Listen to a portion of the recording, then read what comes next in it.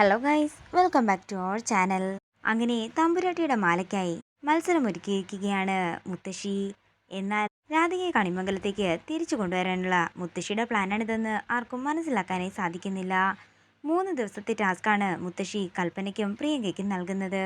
ഒരാള് വീടും പരിസരവും വൃത്തിയാക്കുമ്പോൾ മറ്റേയാള് അടുക്കളയിലെ കാര്യങ്ങളെല്ലാം നോക്കട്ടെ എന്ന് മുത്തശ്ശി പറയുന്നു. നിങ്ങളുടെ ഓരോ ദിവസത്തെ ജോലിക്ക് ശേഷവും നിങ്ങളുടെ ജോലിയെല്ലാം കണ്ടു ബോധിച്ചതിന് ശേഷം ഞാനും ഇവരും ചേർന്ന് നിങ്ങൾക്കോരോ മാർക്കിടും.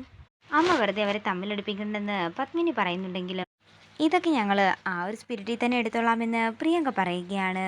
പിന്നീട് കാണിക്കുന്നത് മത്സരം ആരംഭിച്ചിരിക്കുന്നതാണ്. തകൃതിയായി വീടിൻ്റെ അകമെല്ലാം തുടയ്ക്കുന്ന കൽപ്പനയാണ് കാണിക്കുന്നത്.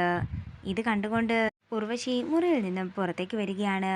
കൽപ്പനയുടെ അവസ്ഥ കണ്ട് ചിരിച്ചുകൊണ്ട് നിൽക്കുകയാണ് ഉർവശി. തുടർന്ന് ഉർവശി പറയുകയാണ്, അതെ, എൻ്റെ മുറിയുടെ പുറത്ത് ഞാൻ ഉപയോഗിക്കാത്ത കുറച്ച് ചെരുപ്പുകളൊക്കെ കിടപ്പുണ്ട്. അതിൽ പൊടിയൊക്കെ ഉണ്ടെന്നാണ് തോന്നുന്നത്. ഇനി അത് കണ്ടാരെങ്കിലും എന്തെങ്കിലും പറയുമോ എന്നൊന്നും എനിക്കറിയില്ല. ഇത് കേൾക്കുന്ന കൽപ്പന ദേഷ്യത്തോടെയും വിഷമത്തോടെയും ഉർവശിയെ നോക്കുകയാണ്.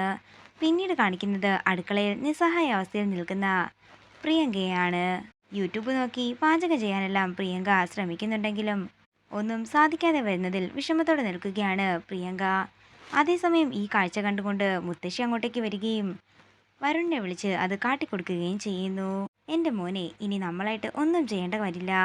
ഈ പ്രിയങ്ക ഉണ്ടല്ലോ, ഇവള് തന്നെ രാധികയെ ഇങ്ങോട്ടേക്ക് വിളിച്ച് വരുത്തിക്കോളും. നീ കണ്ടോ, അത് വൈകാതെ തന്നെ നടക്കുമെന്നുമൊക്കെ മുത്തശ്ശി പറയുമ്പോൾ ഇത് കേൾക്കുന്ന വരുൺ സന്തോഷത്തോടെ മുത്തശ്ശിയെ നോക്കുകയാണ്.